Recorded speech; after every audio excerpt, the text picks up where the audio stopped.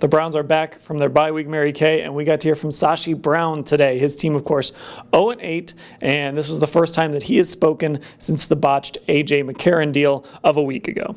Yeah, and you know, basically his takeaway from that was the fact that he didn't just pin it on the Browns not getting their paperwork on time. He's trying to say, look, both sides had some jobs to do to make this trade happen, and it just didn't go right. Neither side got in the paperwork they needed to get in at the right time to make a trade happen, so he spread out the blame.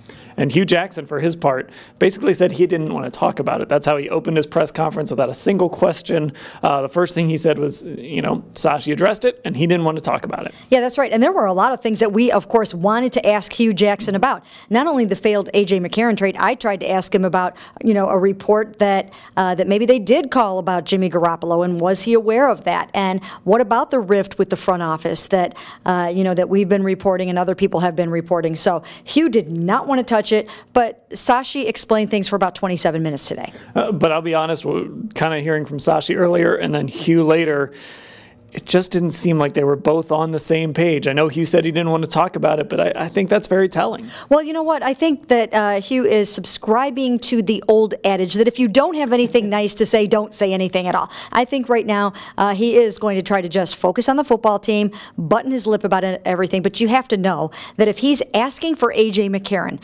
thinks the trade is going to be completed, and it doesn't happen, he can't be happy about that. And whatever happened with Jimmy Garoppolo, they didn't get him either, so that can't have gone over too big either. So I think that right now he's just trying to lay low on all that. Now, on top of everything else, tomorrow, Tuesday, Josh Gordon is going to be back in this building. The Browns trying to figure out what they want to do with the troubled wide receiver. Of course, there was a big GQ interview today where he talked more in depth about his substance abuse, kind of, you know, going along with what we saw in that uninterrupted video. But Josh Gordon is back kind of starting tomorrow. Well, I think the big thing that I took away, and I think most people did, from the GQ article, which is online right now, is the fact that he's saying that he was either basically drunk or high for every single one of his NFL games and pretty much every one of his college games too.